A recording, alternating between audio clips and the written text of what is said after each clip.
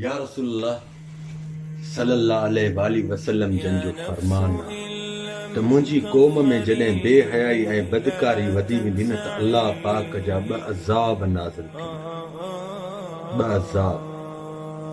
Number 1 ते नौजवाननि हसीननि जा कंधनि ते लाश खणंदा।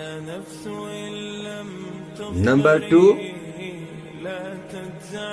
अहिड़ी बीमारी फैलजी वेंदी जंहिंजो को इलाज बि न मिलंदो। खुदा जो कसम प्यारे आका मोहम्मद रसूल सल्लल्लाहु अलैहि वसल्लम जन जो फरमान। याद रखो इंसान हाणे जेको दौर शुरू थियो आहे न, इहो मोहबत खे तबाह ऐं बर्बाद करण जो शुरू थियो अथव।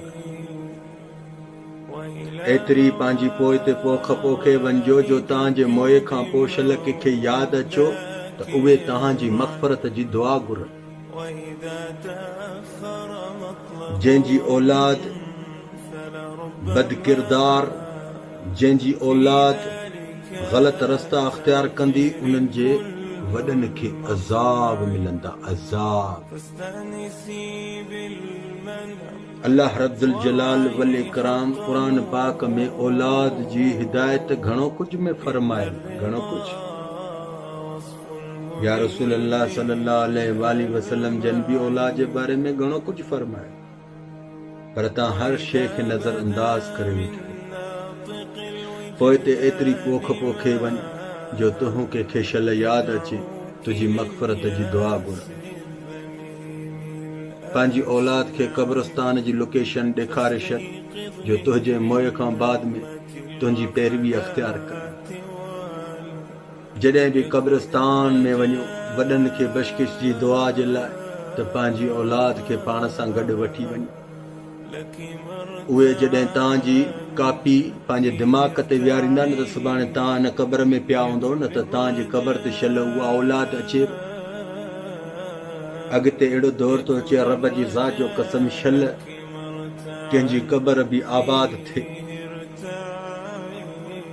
दजाली दौर, मोहबत ख़तम कराइण वारो दौर अची वियो। अॼु नफ़रत घणी मिलंदई, मोहबत सफ़ा घटि मिलंदी। माण्हू फिरी विया अथव। अल्लाह जो कसम संभालियो इंसानो, पाण खे संभालियो। मोहबत फैलाए पंहिंजे घर खां शुरू कर, ॿार ख़तम कर। मोहबत फैलाए पंहिंजे घर भातिन खां शुरू कर, ॿार ख़तम कर। इहा मोहबत फैलाइण बि तोखे मौलवी हूंदे ॼण ज़िंदा रखनि। हर वक़्तु माल मिल्कियत जे कॾ न लॻ। इहा इते ई रखी वेंदे, इते ई छॾे वेंदे, पोयनि खे विड़ाए वेंदे।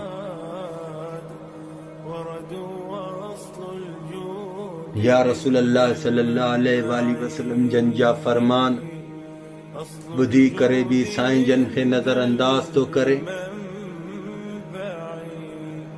इन जी सज़ा तोखे इन दुनिया में भी मिलंदी, आख़िरत में भी मिलंदी। याद रखो इंसान, अल्लाह रब्बुल जलाल वल इकराम गफूर रहीम त वरी क़ुरान में लिखे तो वाहिदुल क़हार भी आहे। जॾहिं मां क़हर ते आयो, मैं क़यामत न बशकिंदुमि। अॼु चेहरे ते या रसूल अल्लाह सल्लल्लाहु अलैहि वसल्लम जन जी सुन्नत मुबारक कम कहिड़ा तो करे, थोड़ी ख़बर पवई थी। या रसूल अल्लाह जो शान तो रखे। ॾेखा वारी इबादत न कंदा कयो। ॾेखा वारी इबादत तव्हांखे ज़लील ऐं ख़्वार कराईंदी। ॾेखा वारी इबादत तव्हांखे माण्हुनि जी नज़रनि में इहा ज़ाहिर कराईंदी आहे त अंदर में ज़ंग अथई, ॿाहिरों इहा रंग अथई। न कर सख़्ती सां मना थियल आहे। इबादत उहा हूंदी आहे जेका अल्लाह जे घर में करे, जेका तूं पंहिंजे कमरे में करे, उहा इबादत तोखे खटाईंदी। मूंखे ख़बर आहे तूं या रसूल अल्लाह जी सुन्नत मुबारक पंहिंजे चेहरे ते सजाए वेठो आहे, कम कहिड़ा तो करे, मूंखे ख़बर आहे। या रसूल अल्लाह सल्लल्लाहु अलैहि वसल्लम जन न बशकींदई, माफ़ न कंदई। हाणे बि वक़्त ते ज़िंदा आहे। वक्त ते जिंदा आहिनि रब खां तौबा ताइब जी माफ़ी घुर अस्तगफिरुल्लाह व तूबी इलैह अस्तगफिरुल्लाह व तूबी इलैह अस्तगफिरुल्लाह व तूबी इलैह। खुदा जो कसम रब माफ़ करण वारो। याद रखो इंसान जे शैन खां या रसूलुल्लाह सल्लल्लाहु अलैहि वसल्लम जन मना फरमाई आहे उन शइ में हथ न विझो। या रसूलुल्लाह जी इज़त जो ख्याल कयो। या रसूलुल्लाह जी इज़त जो ख्याल कयो। जवानो या रसूलुल्लाह खे केतिरी तकलीफ़ूं ॾिसणी पयूं रब जे दीन खे बचाइण जे करे।